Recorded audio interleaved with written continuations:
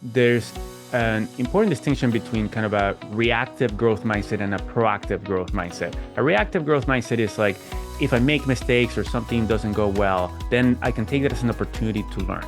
And that's great. When we make mistakes or we struggle, we want to figure out, what can I learn from this? What can I change in my systems and habits going forward?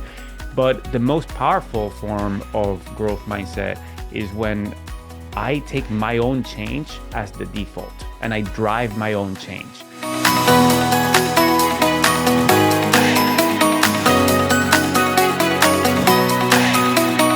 Well, hello and welcome to another guest interview here on the Profit with Love podcast. I'm your host, Moshe and I have a treat for you. We have a amazing keynote speaker from Venezuela who I have no idea how we met him, but somehow our paths crossed and he's here on the show. His name is Eduardo Briceno.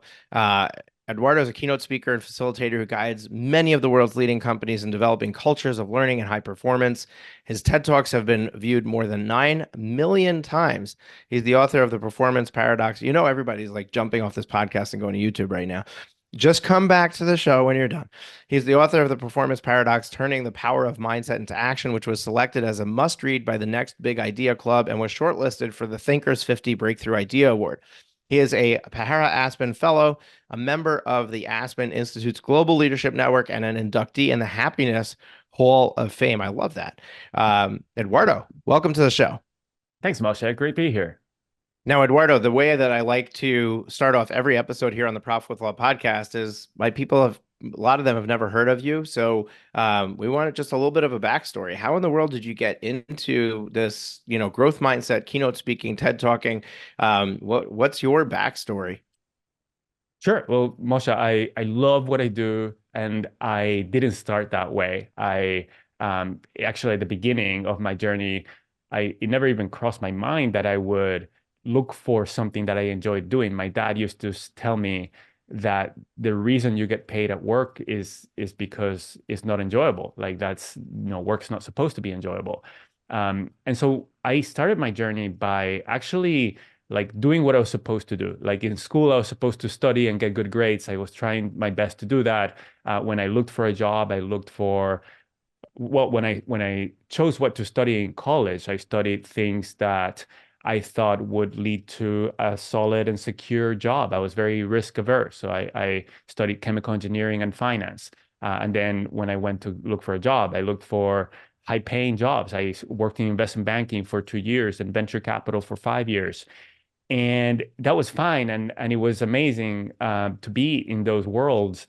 But at some point, I got physically sick with something called myofascial pain syndrome. My body broke down. It was a repetitive strain injury, and I was getting worse and worse and worse.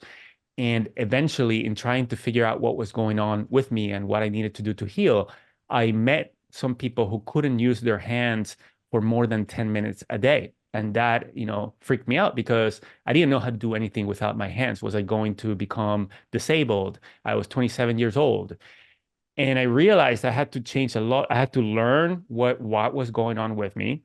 So I had to change a lot of things like nutrition and exercise and sleep and how I held my body throughout the day. I realized that I was thinking that I was always on a sprint, just actually literally tensing my muscles throughout the day, every day. And that was contracting the muscles and keeping them contracted, which was preventing blood flow from going in them and healing them.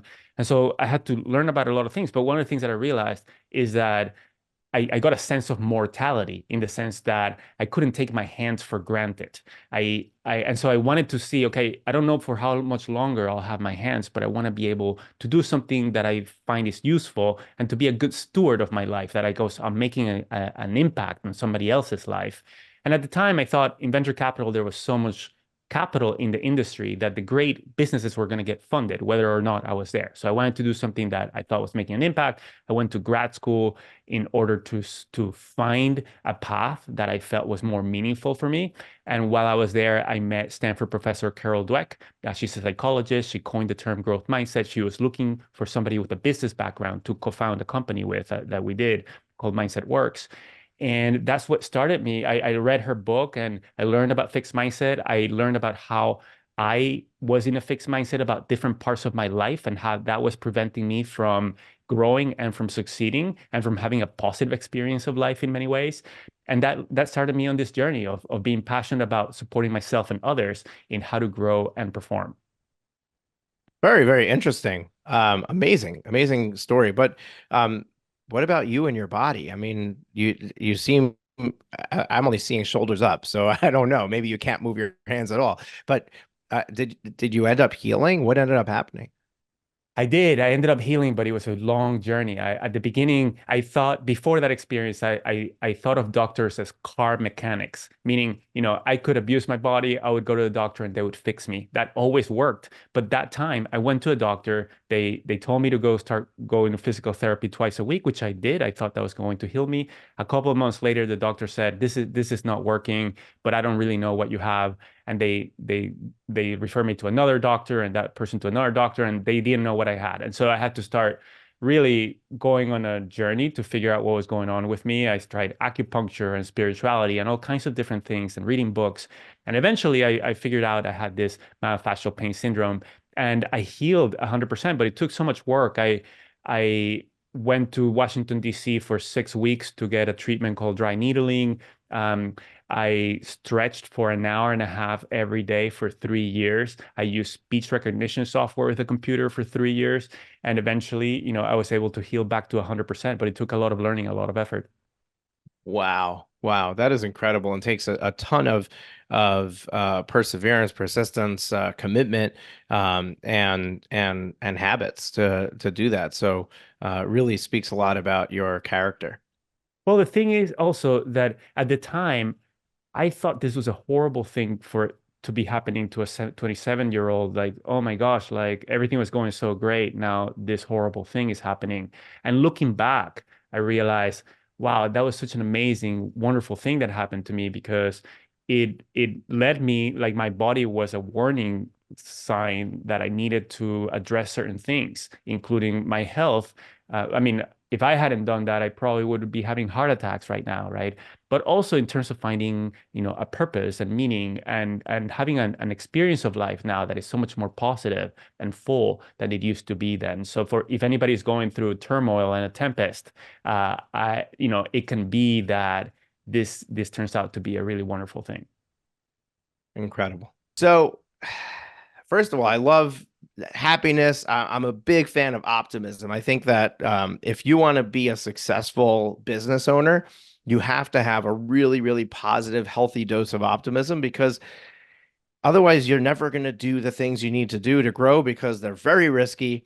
They're very scary. And the only way to do them is if you can actually perceive what the future is going to bring, if you can actually see what the positive outcome will be if you succeed at whatever it is that you're embarking on.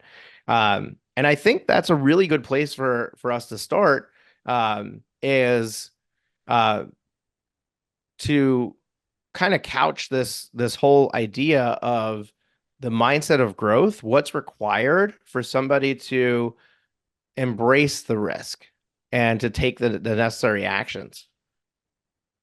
Great. I love what you said right there at the end of to take necessary actions because I think there's a big difference between optimism that things are going to be great just because versus optimism that's grounded on action, right? On here are things that I can do in order to make progress. And then also kind of ground that on progress rather than on perfection, rather than a particular outcome. So you ask the questions like what is necessary for us to take those risks. The core foundation of my work is something called growth mindset. I don't know if you're familiar with it, but it was coined by my mentor, Stanford professor Carol Dweck. She wrote a best-selling book called Mindset. And a growth mindset is the belief that people can change, that our abilities and qualities are malleable and that we can develop them, as opposed to us being geniuses or naturals at something, right? When we think that we are great at something or other people are great at something because they were born with that ability, then that's what we call a fixed mindset. And that has psychological implications we can talk about if you like, on that make us kind of not take risks because then we might fail or we might make mistakes and that makes us feel like we're not capable. or we might not solicit feedback, or when we receive feedback, we might act defensively. And so that belief is a core foundation. And then my book, The Performance Paradox, is about the actions we can take, which is effort that is different from effort to perform and get things done. So often we think that the way to improve is just to work hard, but actually there's a very different type of effort. That's effort to improve, and that looks very different from effort to get things done. Now I'm going to ask some questions that seemingly are very personal in nature, meaning like I'm asking you for advice, but I think that it would really help my audience to understand the position that I'm in trying to help them, and ultimately help them to think about things differently.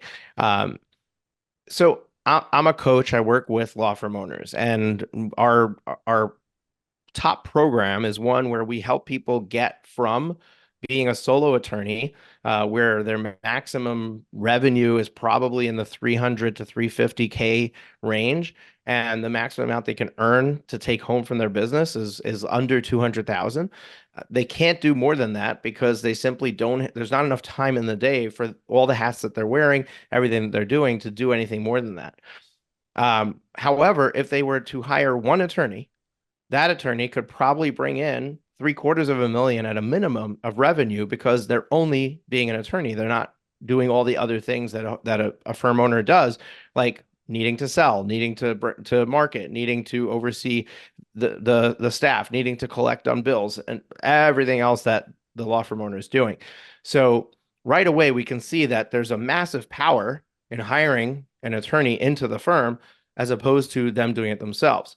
Then, in order to fill the plate of that attorney with $750,000 worth of work in a year, they need to have some sort of predictable marketing system. So they need to invest in marketing.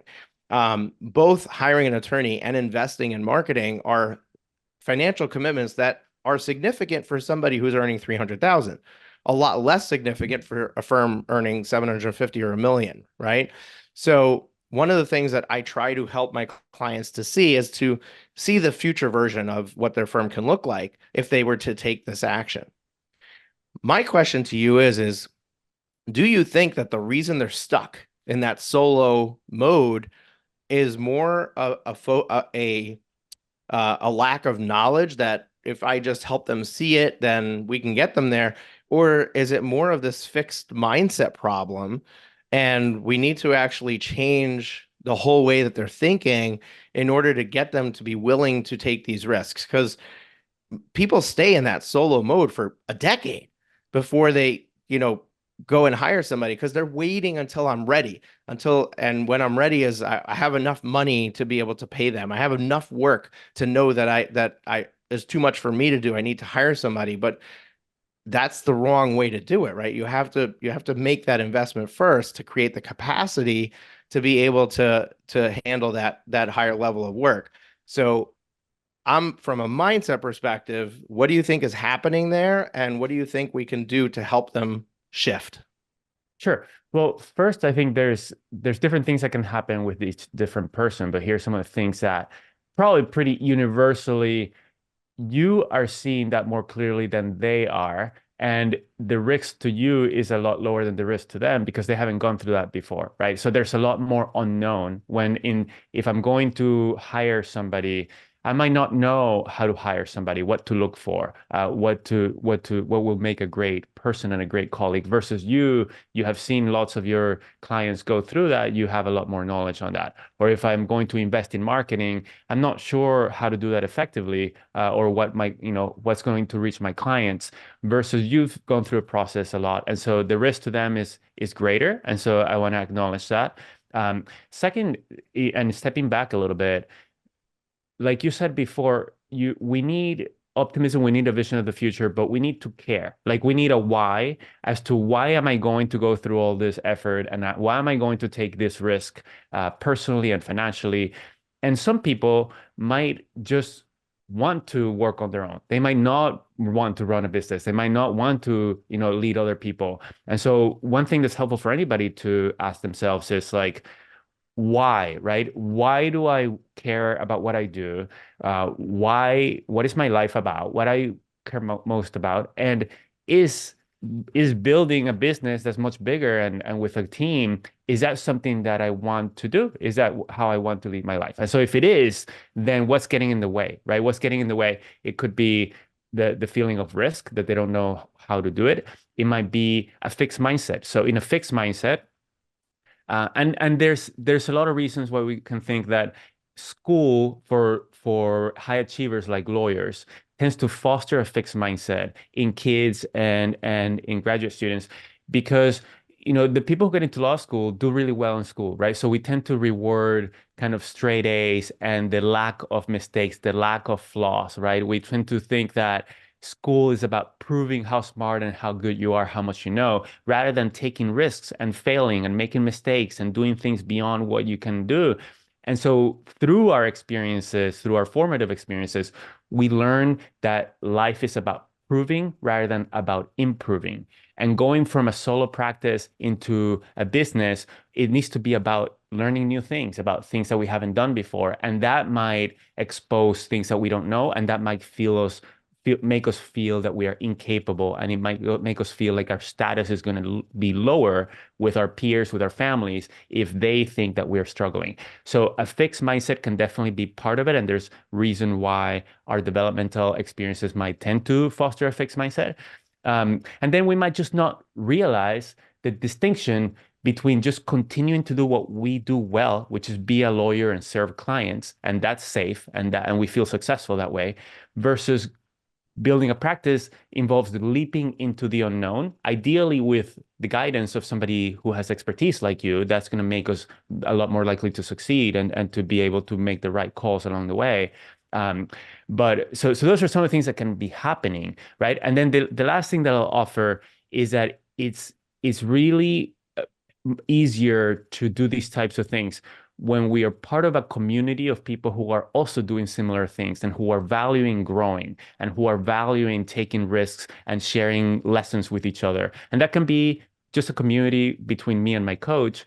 But if there are other people that I know that are trying to do similar things and valuing risk taking and experimentation and learning, not just flawless performance, then that can help us go along in the journey. Yeah, I love the way that you couch that. I think when it comes to attorneys specifically, the schooling is a really good concept for the fixed mindset. I really like that.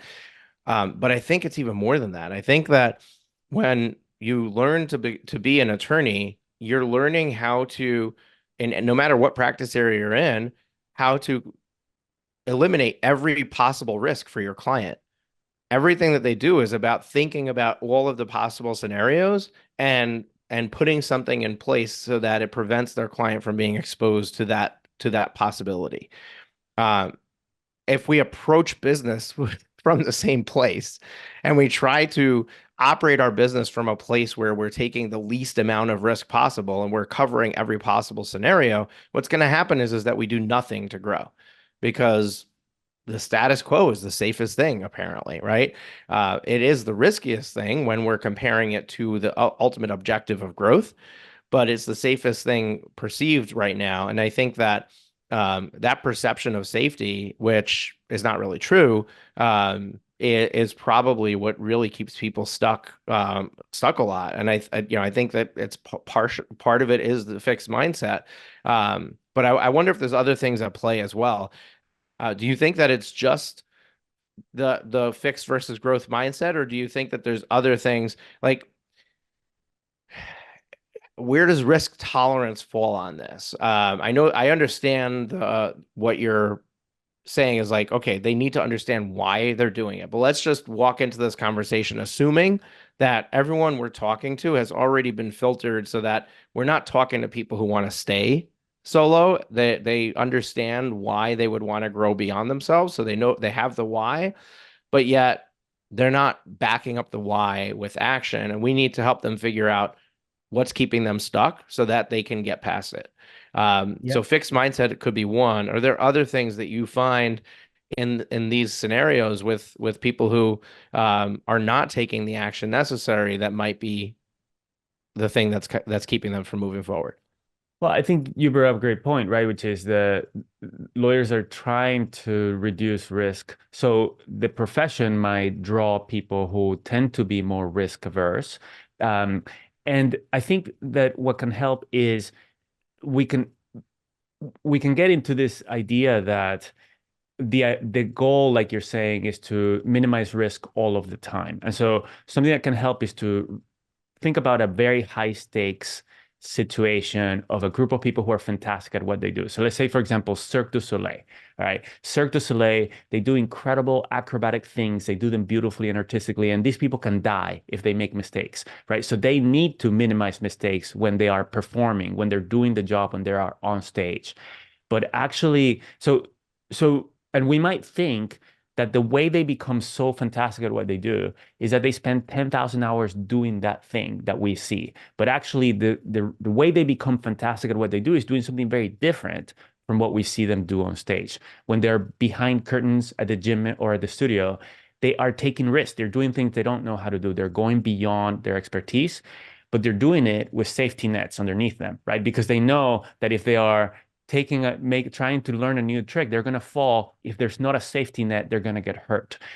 But they actually spend more time in what I call the learning zone, which is when they're leaping beyond the known, they're experimenting, they're focused on learning and improvement, so that when they're performing on stage, they can be as excellent as we see them to be, and they can minimize kind of mistakes.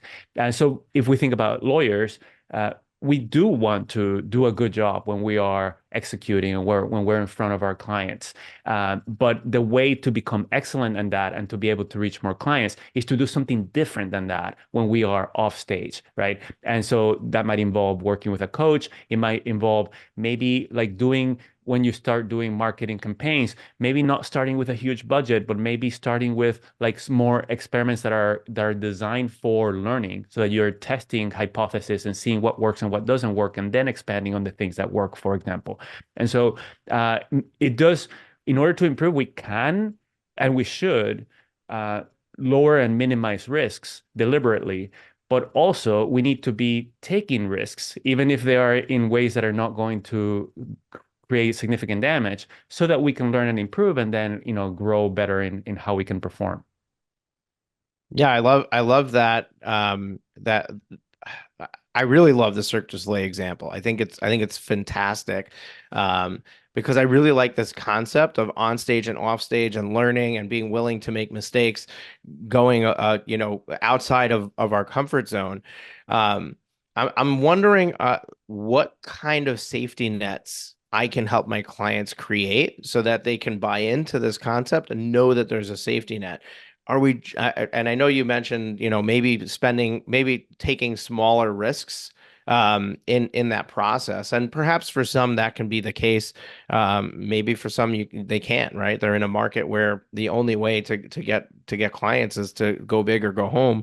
Um, I mean, what are we talking about? A financial safety net? Are we talk like what are I'll give you two scenarios. Hmm. So and then see if maybe we can collaborate together to come up with a safety net. So one would be marketing. So eh, basically you should spend 10% of your revenue on marketing. So if you want to have $1 million firm, what I teach my clients is that the result comes from taking the action that somebody who already got that result would be taking. So if at $1 million in revenue, you'd be spending $100,000 a year on marketing, you need to start spending $100 a year on marketing now if you want to be $1 million company. Now, obviously, it's a lot of money for somebody who's only earning 300,000, right? So we could step into that, but the ultimate goal is I need to ramp up my spend. I need to be willing to spend in order to achieve that goal, because that's how people do it, right? Like that's how the $1 million businesses bring clients in consistently, is because they have that budget, because they're spending that money. So that's one example.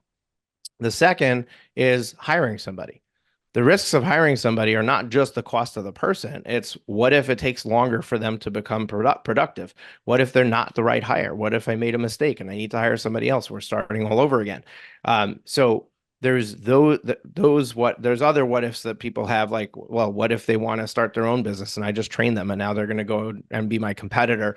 Those are more global, issues that, like, it's going to keep me from hiring anybody, but I'm more concerned about the what ifs of, like, somebody who's they're willing to make the commitment, but they're afraid of the outcome that might be a negative outcome and perceived negative outcome for them. Right. So I think so. Let's take the first example and then the second. The first example with marketing spend, I think there are ways to spend on marketing that are going to be more effective than others, right? There can be Google versus Facebook versus an ad out on the street. And A then there's the billboard. messaging, right? There's the messaging of what you communicate through those things. And so I think there's an example of it's not just going from zero to performing at $100,000 a year rate if you want to, like, if I were, and you're the expert in this and this might be misguided, but if I was going through this, I would probably not spend at $100,000 a year rate from the beginning, but start with saying, okay, what messages am I going to test in what different outlets? Talk to my coach, talk to different people in the industry. What should I be testing? Measure results, and then start ramping up, understanding that I'm gonna need to get to $100,000 a year rate. I might not do that from the beginning because I'm going to be focused on learning rather than performing. So that is the safety net comes from what am I going to burn if this is for the things that I haven't learned yet that I make a mistake in? Are those going to be mistakes that are going to hurt a lot, or are they going to be kind of limited mistakes so that I can learn from them and then make wiser decisions going forward? Does that make sense in terms of the marketing? And do you have anything to add to that or to Yeah, disagree no, with? it does make sense. I think that you have to, it's not just about spending money, but it's also about having a plan of how are you going to allocate those resources. Um, I'm wondering when you're in that mode of testing, right? So it's clearly risky, right? We could spend $100,000 and actually not have any results. We could have pivoted 20 times during that time, but ultimately we didn't find the thing that's the winning formula for me, right? And that can happen. I've seen clients go through that, especially in specific types of practice areas and specific geographic areas. Like, it could be really challenging to figure out what is the thing that's going to bring business regularly into your firm. So the question is if I need to have a safety net, what is that safety net? Is it just having more money in the bank than the amount I'm committing to spend? Is it a backup plan? Is like what? How can I think based on your conversation, it sounds like by providing a safety net, I'm giving them permission to take the risk, right? Like, it makes the risk okay because I have the safety net. So, what is the safety net we can give somebody who needs to test marketing, who needs to unlock the purse strings and spend some money, perhaps money they don't have, and we can help them figure out how to get the capital, which is going to require another level of risk of borrowing money or getting a partner or an investor that perhaps they're not so excited about, but it's going to be the thing that's going to allow them to take the step. Um, and I'm wondering how to provide that net that's gonna facilitate this or help them. Sure. And so the safety net is a way to minimize the damage from the risk taking, right? And so for I think the most relevant for when it comes to marketing spending, in my opinion, there's first, like, how can I learn with minimizing the what's at stake. So an example of that could be by connecting with other lawyers, maybe in other regions who do similar work, and asking them what has worked for them, right? So that's a free way for me to learn about what has worked with other people, so that I can make more informed decisions from the very beginning, from the very dollar that I spend. Second is making, I think, smaller bets early on that are focused on learning rather than improving, that's another form of safety net because you're putting less at risk.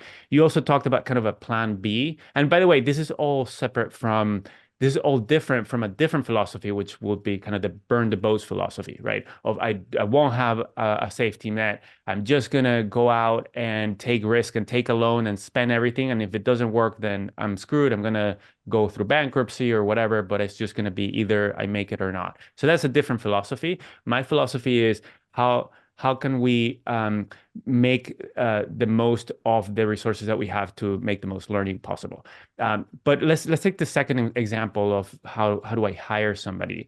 A safety net there again could be of talking to other people who have gone from solo practice to businesses and getting their advice on what mistakes did you make? Who did you hire that didn't work out, or without names, like what did you learn from that? What kind of profile didn't work out and why? Um, and that's a very safe way to learn because I'm not actually hiring somebody. I'm paying them and going through the actual risk. Um, could be, I don't know if there's a possibility or not, but there could be possibilities of starting to work on some projects like part-time early on so that you're testing somebody before going kind of full-time. I don't know if that's, realistic or not, or a good idea or not in this particular sector, but those are ways to minimize risk and maximize learning so that as you ramp up performance, then you do that more smartly and you get greater results. Because the performance paradox is the idea that if we're constantly performing, just getting things done and trying to execute without figuring out how do I learn more, then our performance suffers. If we want to increase our performance, we need to do something different than perform, which is be thoughtful about what learning strategies am I going to use in order to learn how to do this effectively. I love that performance paradox. Really, I need to start incorporating that into some of my material because we're always in the do mode.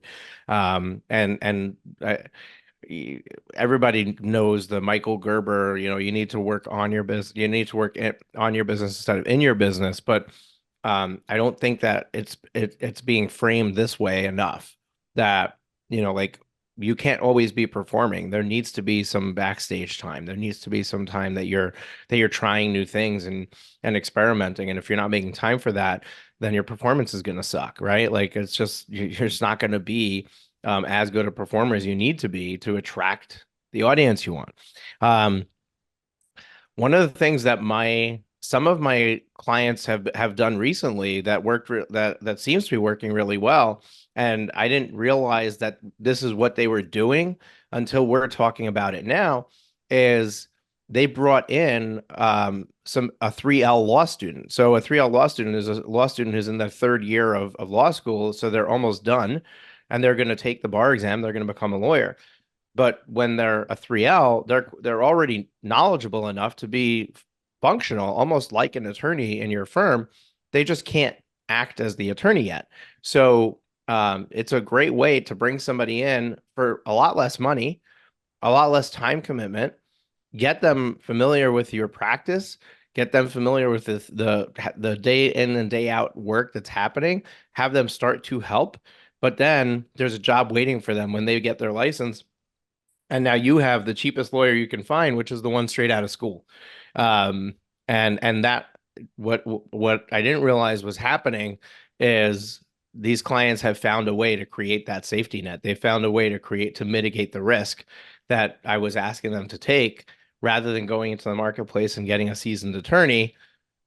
They took some of that risk of educating them on themselves, and therefore minimized the investment cost, minimized the risk of failure, because they're basically grooming somebody who, doesn't have all those other bad habits that someone else might have coming in as an experienced person.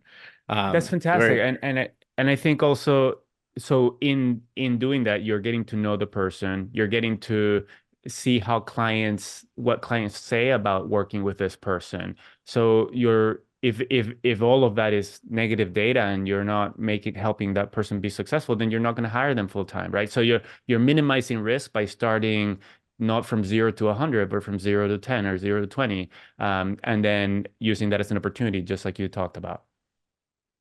Yeah, very interesting. Okay, so we covered a lot. I mean, we covered the fixed mindset, we covered the performance paradox, we covered having a safety net so that you could take risk and still be able to fail without it killing you, literally, right?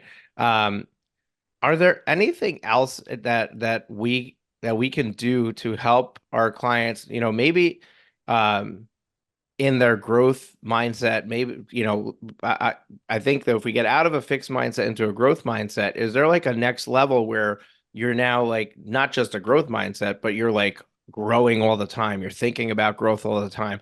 What can we do to help our listeners to transition into that peak level of optimism and maybe happiness goes hand in hand, or we can talk about happiness too. But how can we transition to somebody who's always moving forward? Yeah, great. So a couple of things come to mind. First of all, there's an important distinction between kind of a reactive growth mindset and a proactive growth mindset. A reactive growth mindset is like, if I make mistakes or something doesn't go well, then I can take that as an opportunity to learn. And that's great. When we make mistakes or we struggle, we want to figure out, what can I learn from this? What can I change in my systems and habits going forward? But the most powerful form of growth mindset is when I take my own change as the default and I drive my own change, because we can't improve without changing. Sometimes we like the idea of getting better, but not of changing, right? So if I have a daily habit where I am working on at least one thing that I'm continuing to change in myself, that's a fantastic foundation. And so a very simple thing that anybody can do is build a morning habit where we are reminding ourselves of some things that are important to us. One of them should be, I think, what we're working to improve in ourselves and how. What is that one thing that I'm working to improve? That then primes a growth mindset, and then we start looking and noticing more opportunities throughout the day, every day, to improve. We respond more positively to feedback so that we ask more follow-up questions and we listen better, for example, or we solicit more feedback. So that's one, is being proactive about growth mindset. Second, growth mindset and fixed mindset doesn't apply to how we think about ourselves only, but also how we think about others. And often we might label our colleagues in fixed ways, think that they can't improve at X or Y, and that prevents us from sharing useful information that would help them see an opportunity and change. So thinking about where am I thinking about myself or others as fixed, and how could that be getting in the way of my goals? And then the final thing that came to my mind is, often there are certain abilities that we do tend to see as malleable and that we tend to consider improving, but there might be other things that we're not even thinking are opportunities for improvement. Like, for example, in my law practice, I might continue to develop myself in my understanding of law and how to interact with clients, but I might not consider like financials or marketing or other things, or even in my personal life, my relationship with my spouse, or how I'm being a parent or a friend. And so there are blind spots when it comes to the things that matter to us. And so we can think about what matters to me, and am I actually doing anything to improve at that thing? Do I want to do anything to deliberately improve at that thing? Yeah, I love that, and I love that you even brought up the other domains of life, because growth is not just business, right? We always want to be growing as an individual, and there's so much room for growth in everything that we do. We can always be a better parent. We can always be a better spouse. We can always be better at a lot of things that might be important to us, might not. Everyone has different priorities, but hopefully your success in business usually is because you want to have success in other areas of your life. So to ignore those areas while you're trying to grow your business is detrimental. And adopting the same type of mindset around everything that you do is, can be really significant in your growth journey within your business. I also like what you shared about not having a fixed mindset around your people. And I mean, I find myself doing it all the time where I need to catch myself and overcome it, where I assume somebody can't do something. And we need to give our people every opportunity to step in and take risk and do something that they haven't done before so they can grow. And I think that if we're continuously helping people grow within our organization, that it alone is going to help our organization move forward, and it's going to allow you to be able to do less and less of the doing and more of the leading and influencing of your team, which is really what's required for true growth. Like if we want to think about larger growth beyond just hire an attorney and a support staff. Really, really good stuff. Okay, so as we wrap up the show here, Eduardo, I like to close out with two things. One, what is one parting piece of advice or wisdom that you want to share with our audience? And number two, how can our audience learn more about you, get in touch with you? Is there something that you want to share with them that can help them with their journey?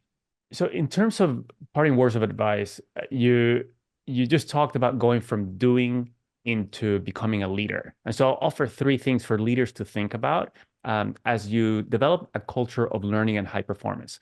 The first thing is to set the stage in terms of how you want people to show up and to interact with each other at work. Meaning, is part of what you want everybody to be doing working to continue to evolve ourselves and to change ourselves and to support one another's growth? Do we want to solicit feedback and experiment and look at mistakes together, right? So that when you engage in those behaviors, then other people understand why you're doing that, and they're fully on board, rather than feeling like, why is this person like giving me feedback? Do they think that I'm incompetent, for example? Second, think about the systems and habits that you're using, not only to perform, but also to improve. Like in your weekly meeting, are they all about just getting things done? Or do you have some topics that are designed to improve, like looking at specific client projects or interactions, what went well, what didn't go well, what can we learn from those things, right? What questions do we have from each other? Are we researching artificial intelligence and sharing what we're learning with each other? What specific systems and habits are we using to perform, but also to improve? And then finally, are you as a leader modeling being a learner, someone who is continuing to change and evolve yourself? Are you, for example, sharing with your teammates what you're working to improve and how? Are you soliciting their feedback regularly? Are you sharing your mistakes and what you're learning and asking them for their input, so that when they emulate your behaviors, the behaviors that they see you do, then they're also behaving like learners? That's going to lead to the greatest improvement for each of you individually and for all of you together. So those are kind of some parting things to think about. People can learn more about me and connect with me on LinkedIn. I'm very active. I have a monthly newsletter at my website, which is briceno.com. And my book is available wherever books are sold. It's called The Performance Paradox: Turning the Power of Mindset into Action. Love it. And folks, we're going to share all that in the show notes. You can find the show notes at profitwithlaw.com and click through there. You can purchase the book or check out the website. We know you're busy. We know you've got you're probably in a position right now where you can't go this moment to look it up. So just make sure to come back to profitwithlaw.com, check it out. Also, everything we do here on the podcast is also placed on our YouTube channel, where we have other pieces of content that are specifically created for YouTube and not here on the podcast. So if you want to dive more into some of the topics that we cover, you want to check it out at profitwithlaw.com/YouTube. We're here every single week with a brand new episode. We look forward to being with you again next week on Thursday when our next episode drops. Just make sure to hit the subscribe button in your podcast player so you get notified when that new episode comes out. Eduardo, this is a great conversation. Really appreciate you being here. Take care, folks. We'll see you on the next episode. Thank you, Moshe. Great to see you.